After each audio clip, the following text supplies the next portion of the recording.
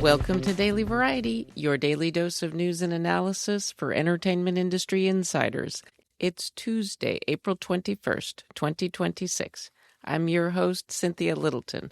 I am co-editor-in-chief of Variety alongside Ramin Satuda. I'm in LA, he's in New York, and Variety has reporters around the world covering the business of entertainment. On today's episode, we'll hear from Variety's Jennifer Maz on the return of BookCon to New York and how TikTok helped make that happen. But before we get to that, here are a few headlines just in this morning that you need to know. Tim Cook is stepping down at Apple. John Ternus will be the new CEO starting in September. Ternus comes from the hardware engineering side of Apple. He's a company lifer who goes back to the Steve Jobs era. This is a big shift for one of the world's biggest and most influential companies. Of course, Hollywood will want to know how Ternus feels about Apple's forays into TV and film. Does he watch the studio?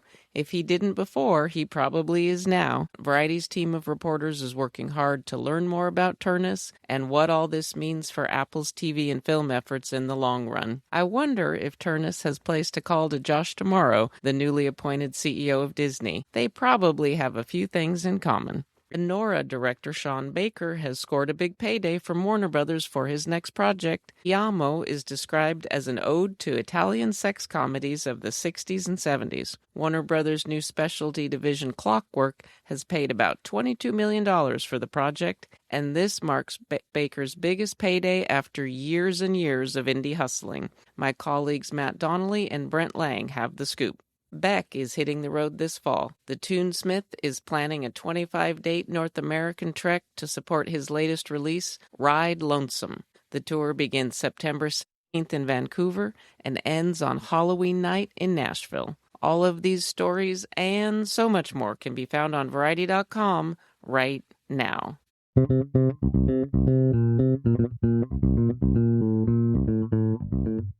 And now it's time for conversations with Variety journalists about news and trends in show business. Jennifer Maz, Variety's senior business writer for TV and games, joins us to talk about BookCon, which returned to New York for the first time in 6 years this past weekend. The event reflects the rise of the romantasy genre, and it reflects how many people reconnected with their love of reading during the dark days of the pandemic.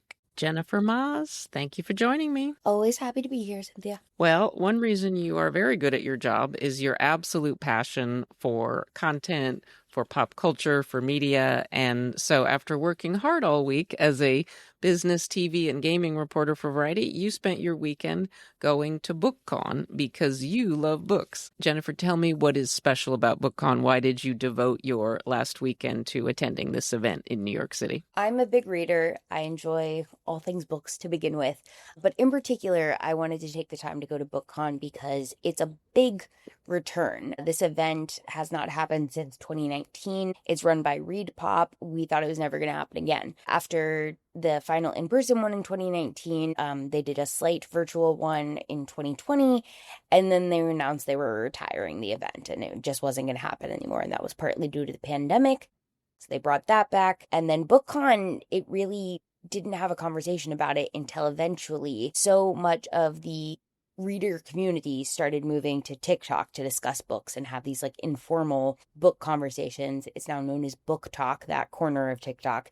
And it has become such a big deal that it's pushing forward a lot of different trends in publishing and helping publishing make its choices. And so BookCon is able to come back primarily because of those people who are clamoring for an in-person event again, who want to go and discuss this all together. It is fascinating, as we've all observed. TikTok, the ultimate short attention span theater, is encouraging reading and has actually been a boon to so many publishers. So 2019 to 2026, big evolution in publishing, consumer tastes. What did you notice? There were crazy lines and it was really hard to get in and it was hard to move around and stuff. And these are the kinks that come with bringing something back, and bringing something back when there is more demand than there ever was in the first place for an event. So it was definitely intense. It was very much con behavior, which is not necessarily conducive to a reader environment. Readers as a people can be quiet and solitary. So I've seen some complaints about that too, but Bookish, if I might yes, add. bookish. Forgive Bookish. me. And you said that there was a very distinct theme this year that was, of course, of interest to Hollywood. Yes. So apart from just romantasy alone, which obviously is its own whole category, there was a lot of crossover with authors who have had their work adapted for screen. So, in particular, the author of Heated Rivalry, Rachel Reed, was there, and she sat on a panel with Jacob Tierney, the showrunner, and they just sat there and talked about their love of hockey romance. And they were actually the opening panel on Saturday, the opening day. So that shows how much it's being prioritized, what Hollywood's relationship is and what Hollywood's appetite is, because that was the initial panel. And then the closing big main stage panel on Sunday featured Andy Weir and other authors talking about their book to screen. So Project Hail Mary, huge movie right now. So that's two to start and end was with Hollywood, and then mixed in between many authors who are having their stuff. Matt Dinneman doing the Dungeon Crawler Carl series. He was there to talk about his books, and it was a good mix. There was a big focus on romantasy, but there were definitely several other genres covered, all different ones that have a lot of attention from Hollywood right now. In talking about Heated Rivalry and the other shows, did you get any insights into what makes for a good adaptation?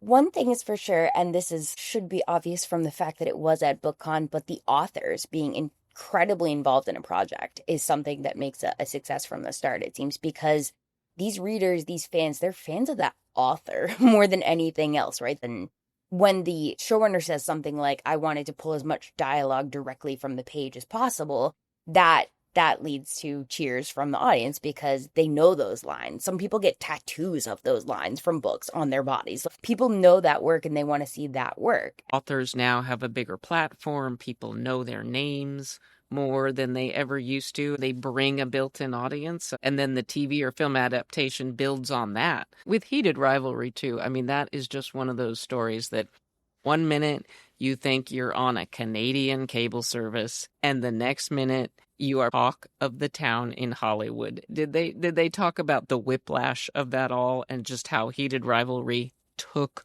off? Rachel Reed alone, she said this before, but this was the author and the showrunner, Rachel Reed. That was their first ever like public appearance together. So like they've obviously worked together behind the scenes, but this was like getting them on stage at a thing to talk together. And she talked about getting a DM from him asking like if they could work together, and she thought it was a joke because like she just did not think anyone would be reading her book at that level, would be looking to adapt her book or anything. And so they talked a lot about what the process was, and Jacob Tierney talked about how quickly everything happened. He said, from the time he got the rights and the time we got here talking yesterday, it was 3 years. And he was like, that doesn't happen in Hollywood. Jennifer, tell me about the crowd demographically. Was it a range of ages? Was it a diverse group? It was a largely female audience, but all ages. I saw many babies. I saw little ones. There were things for kids. Like all the major publishers were there. Scholastic, HarperCollins, Penguin Random House. I didn't want to close this out without asking you, as a voracious reader, about romantasy. It really seems to have coalesced into a genre with a lot of heat and a lot of attention and star authors that are driving deals and things. What is it about the romantasy genre? It's a good question, and there's a couple different theories about it. Mine personally is that the label was made because women aren't often able to access high fantasy in the marketplace in the same way. It's not done. And so adding a romance to see ahead of it makes it more female coded to begin with and be like, you're allowed to read this, you're allowed to like this. And fantasy has been a space that's largely been like gatekept by men for a long time. And I think romantasy from the start is just, this is a space for women. You guys can enjoy this. You don't have to worry about the gender here, and this is for you kind of thing. Now, that's not to say men can't read romantasy. They can, and I'm sure that many do and enjoy it.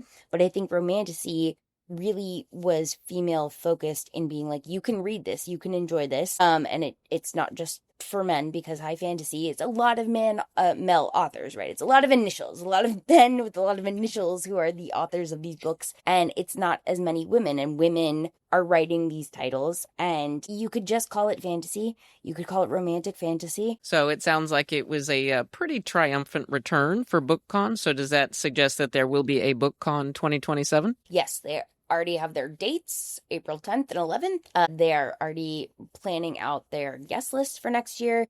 Jennifer, as always, thank you for helping us keep our finger on the pulse of content trends, because as we know, it all starts on the page. You're welcome.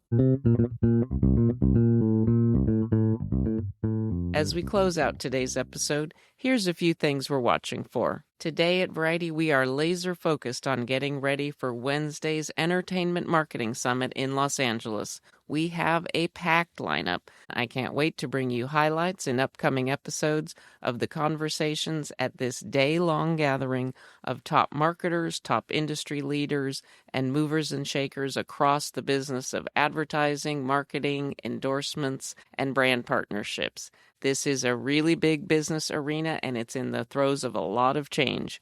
Daily Variety's Strictly Business companion interview podcast on Friday will feature one of the day's conversations in full. Tune in to find out which one. The White House Correspondents Association dinner is set for Saturday. President Trump is attending, and that has many in the Fourth Estate in a lot of turmoil. We have a profile in our April 22nd print edition of Oz Perlman, the mentalist who has been tapped to perform at the dinner in lieu of a comedian. That profile from my colleague Ethan Schanfeld will be online later this week. The Handyman of West Texas is a steamy true crime podcast that is definitely not about somebody who's hired to do odd jobs around the house. The 6-episode series from podcaster Jonathan Walton has been optioned for screen development by The Hideaway Entertainment.